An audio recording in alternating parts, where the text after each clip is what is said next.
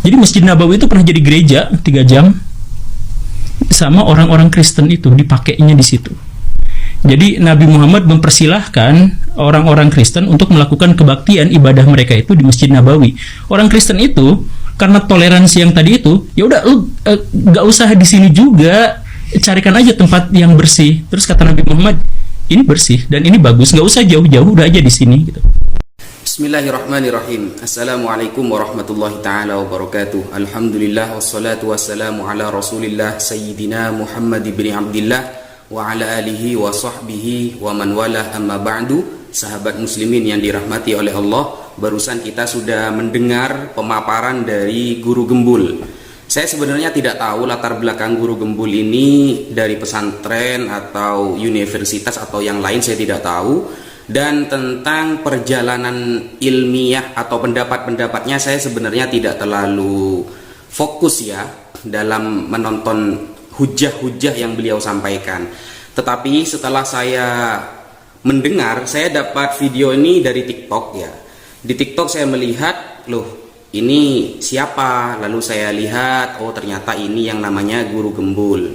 Dan dia sempat menyampaikan apa yang tadi beliau sampaikan, bahwa dulu ya Kristen, lafadznya pakai Kristen ya, bukan Nasrani. Kristen pernah ya diperbolehkan beribadah di masjid oleh Rasulullah Sallallahu Alaihi Wasallam, tepatnya di Masjid Nabawi. Nah, sebenarnya hadis itu bagaimana yang beliau sampaikan? Ini cukup berbahaya menurut saya karena akan menimbulkan salah perspektif nantinya. Akan menimbulkan salah paham maksudnya teman-teman, karena nanti bisa jadi kalau sampai kalimat yang beliau sampaikan dijadikan dalil dan akhirnya orang Kristen di Indonesia sholatnya di masjid oke, orang Indonesia yang muslim sholat di gereja oke. Nanti ini akan campur baur dan bisa jadi liberal nantinya ya, pemahamannya bisa jadi liberal. Itu yang pertama. Yang kedua, setelah saya menonton video beliau, nah beberapa akhirnya karena saya curiga, saya melihat beberapa statement yang beliau bawakan, ternyata beliau ini sering menyampaikan narasi hadis ya atau riwayat itu banyak tambahannya teman-teman. Ya, banyak tambahannya, padahal di original teksnya itu tidak tertulis seperti itu, tapi beliau sampaikan begitu. Nah, ini kan bahaya.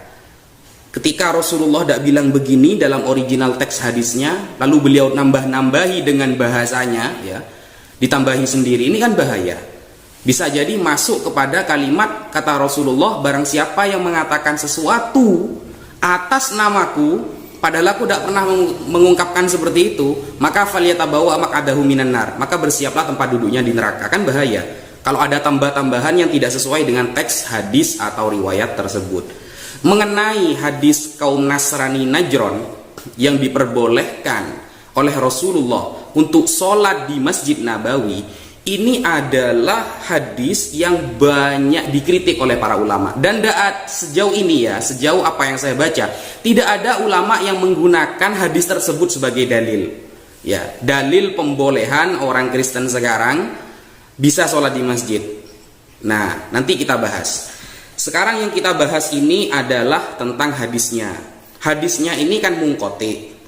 Hadis ini diriwayatkan salah satunya yang meriwayatkan dalam kitabnya Imam Ibnu Ishaq ya.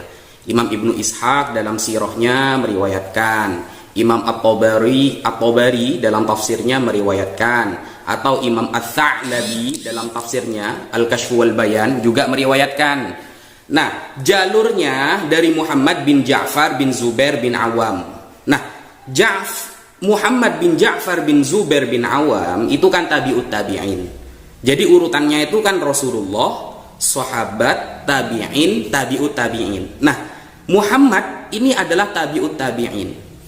Hadis ini tergolong mungqati ya. Mungqati itu apa? Mungqati itu kata para ulama adalah hadis yang sanadnya terputus bi ayyi wajhin kana.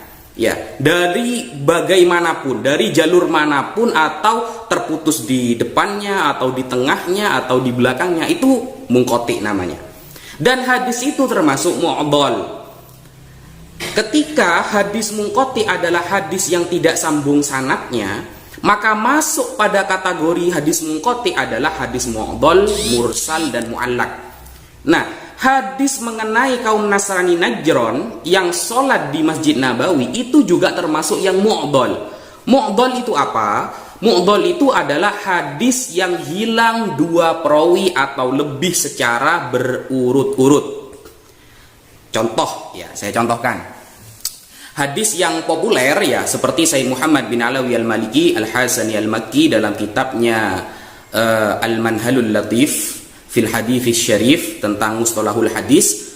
Di sana disebutkan dalam kitab Muwatta contohnya riwayat Imam Malik ketika Imam Malik mengatakan balagoni an Abi Hurairah radhiyallahu anna Rasulullah sallallahu alaihi wasallam qala lil muluk. Nah, hadis ini menerangkan bahwa Imam Malik mendapatkan kabar riwayat dari Abu Hurairah bahwa Rasulullah berkata, berikan pakaian dan makanan yang layak kepada para budak. Nah, ini adalah hadis mu'dhal. Kenapa? Karena Imam Malik menghilangkan dua perawi sekaligus, yaitu Muhammad bin Ajlan dan Ajlan sendiri.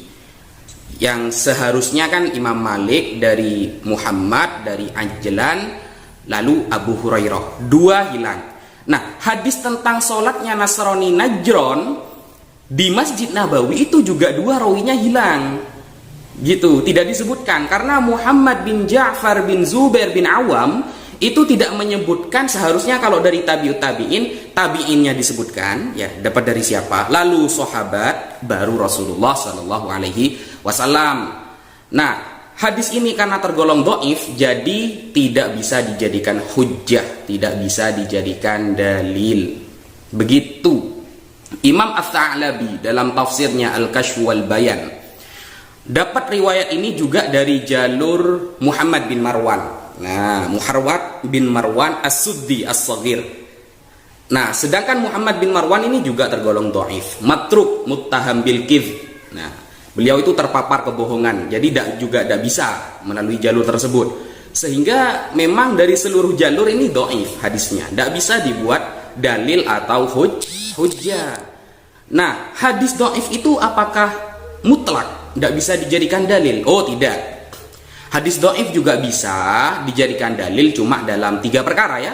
Salah satunya dalam fadailul a'mal, ya, dalam keutamaan amal, tapi ada syaratnya. Salah satu syaratnya contohnya bi alla yashtadda dha'fuh. Ya, kedhaifannya tidak parah gitu loh. Kalau sudah dari segi jalur beberapa riwayat itu sudah dhaif, kemudian tidak ada hadis penguat, tidak ada mutabi dan syahid, jadi kan susah mau dijadikan hujjah. Jadi sebenarnya guru gembul ini harus banyak belajar hadis dulu agar tidak apa yang dinarasikan itu sesuai dengan hadis yang seharusnya bisa dijadikan hujjah, bukan memaksakan suatu dalil sehingga ingin mencocok logikan kepada apa yang ditanyakan kepada dia. Begitu, tidak boleh seperti itu, harus belajar ilmu hadis dulu. Dan kira-kira ulama siapa yang menjadikan hadis itu sebagai dalil? Kan susah juga nantinya karena riwayat yang sahih masih banyak. Kalau maksudnya nanti yang dibahas adalah non muslim masuk masjid, nah kita tinggal membaca kitab fikih, contohnya seperti Syekh Wahbah Zuhaili menulis kitab yang bernama Fiqhul Islami wa Adillatuh. Nah, di sana kan ada perbedaan pendapat di kalangan mazhab ya, Syafi'i, Hambali, Hanafi dan Maliki tentang hukum masuknya non muslim ke masjid. Nah, ada ulama yang berpendapat tidak boleh sama sekali, mutlak tidak boleh, kecuali ada uzur. Nah, Imam Hanafi termasuk yang enteng, ya, pendapat yang ringan. Imam Hanafi berpendapat boleh walau bi ghairi hajah, sekalipun tanpa hajat itu hukumnya boleh. Cuma kalau melakukan ibadah di dalamnya ini harus dikaji kembali. Gitu. Kenapa dikaji kembali? Karena ritual ibadah yang dilakukan non muslim tersebut adalah ritual yang mensyirikkan Allah, yang menduakan Allah. Lalu kok diperbolehkan di tempat masjid yang sebenarnya untuk menyucikan, mentauhidkan Allah Subhanahu wa taala. Ini yang harus kita pahami. Jadi memilih pendapat yang ketat itu memang perlu. Ya, jadi jangan sampai kita tergoda kepada toleransi yang kebablasan. Gereja orang melakukan kesyirikan kok ada oknum Islam dijaga. Ini kan ngawur gitu loh. Kalau menjaga gereja ini ya sudah tugasnya TNI atau polisi. Jangan oknum-oknum yang lain begitu. karena nanti bisa menjadi perpecahan di kalangan umat Islam. Mungkin itu dulu yang bisa saya sampaikan, kurang lebihnya saya mohon maaf. Wassalamualaikum warahmatullahi taala wabarakatuh.